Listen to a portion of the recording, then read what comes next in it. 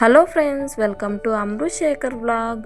ఇవాళ మనం ఎంతో టేస్టీ అండ్ ఈజీగా రెడీ అయిపోయే పెసరపప్పు చారు ప్రిపేర్ చేసుకుందామండి.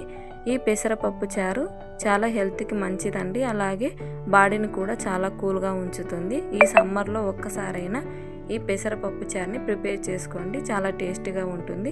రెసిపీ ఎలా చేయాలో చూసేద్దామా. దీనికోసం నేను కుక్కర్ తీసుకొని ఇందులో గ్లాసున్నర వరకు 1.5 గ్లాసుల పెసరపప్పు తీసుకొని బాగా నీట్గా కడుగు పెట్టుకొని ఇందులో 3 గ్లాసెస్ వరకు వాటర్ వేసానండి.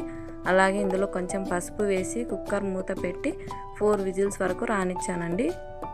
విజిల్స్ వచ్చిన తర్వాత ఇలా మెత్తగా ఉడికిపోయిన పెసరపప్పుని పక్కన తీసి పెట్టాను. తర్వాత ఆనియన్స్, పచ్చిమిర్చి, టమాటా కట్ చేసి పెట్టుకున్నాను. అలాగే చింతపండు కూడా నానబెట్టుకున్నాను. నెక్స్ట్ స్టవ్ వెలిగించి కడాయి పెట్టి మనం ఉడకబెట్టుకున్న పెసరపప్పుని మెత్తగా మ్యాష్ చేసుకొని ఆ పేస్ట్ని ఈ బౌల్లో వేసానండి. అలాగే కొన్ని వాటర్ కూడా వేసాను. అలాగే నానబెట్టుకున్న చింతపండు గుజ్జు తీసివేసి వాటర్ మాత్రమే వేసాను. తర్వాత ఇందులో ఆనియన్స్, పచ్చిమిర్చి, టమాటా కూడా వేసాను. అన్నిటినీ వేసి బాగా కలిపానండి.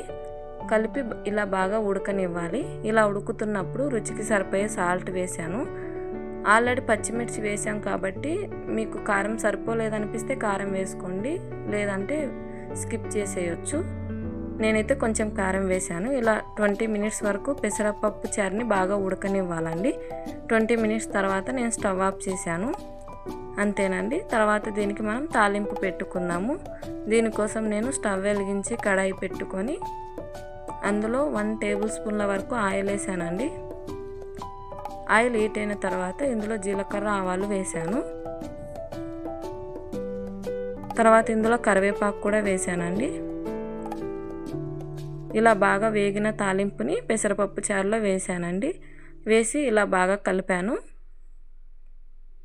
అంతేనండి, ఇలా బాగా కలపాలి. అంతే, ఎంతో టేస్టీ అండ్ ఈజీగా ఉండే పెసరపప్పు చారు రెడీ అయిపోయిందండి. సర్వింగ్ బౌల్లో సర్వ్ చేసుకోవడమే. నా వీడియో మీకు నచ్చినట్లయితే లైక్ చేసి, షేర్ చేసి, సబ్స్క్రైబ్ చేసుకోండి. థ్యాంక్ యూ ఫర్ వాచింగ్ అండి.